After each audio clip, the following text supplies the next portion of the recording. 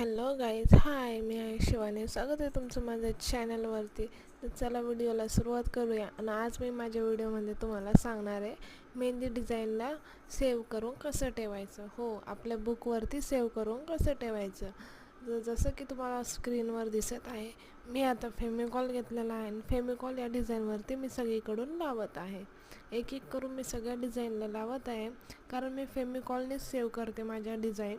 कारण मला टेपनी सेव्ह करताना सेव्ह केलेल्या नाही आवडत, कारण परफेक्टली त्या सेव्ह होत नाही.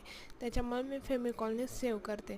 जर तुम्हालाही मेहंदी डिझाईन सेव्ह करायची असेल तुमच्या, तर फेमिकॉलनेच करा, कारण त्याने आपल्या सेफली सेव्ह होतात आणि लास्टला आपली मेहंदी डिझाईन शाईन पण करायला लागते. आता हे तुम्हाला लास्टला कळलंच की शाईन केल्यावर कशी दिसते म्हणून. तर जसं की आपला 50 डेचा चॅलेंज पूर्ण झालेलाच आहे, त्याच्यामुळं आता मी काल व्हिडिओ नव्हता अपलोड केलेला आहे, पण आता आपली एक नवीन सिरीज चालू होणार आहे. तर त्या नवीन सिरीजसाठी तुम्ही माझ्या चॅनलवर नवीन असाल तर चॅनलला सबस्क्राईब नक्की करा. आणि जुने व्ह्यूज असाल तर मी उद्यापासून ती सिरीज चालू करणार आहे. काल व्हिडिओ अपलोड नाही झाला त्याच्याबद्दल सॉरी. आणि व्हिडिओ हा पूर्ण पहा.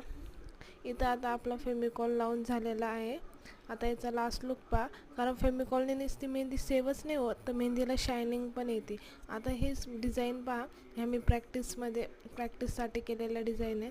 ते हे पहा, या सगळ्या मेहंदी डिझाईनला शाईन येते ना, चमकते, डायरेक्ट चमकतात त्याच्यामुळे मला फेमिकॉलच आवडतो आपला डिझाईन सेव्ह करण्यासाठी. सेव्ह पण होतात आणि मेहंदीला एक अलगच शाईन पण येते. हे पहा फायनल लुक याचा. तर व्हिडिओ शेवटपर्यंत पाहिल्याबद्दल धन्यवाद.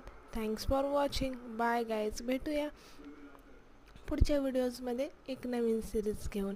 आणि या 50 डेजच्या सिरीजचा मी एक लॉंग व्हिडिओसुद्धा माझ्या चॅनलवर लवकरात लवकर अपलोड करणार आहे. धन्यवाद.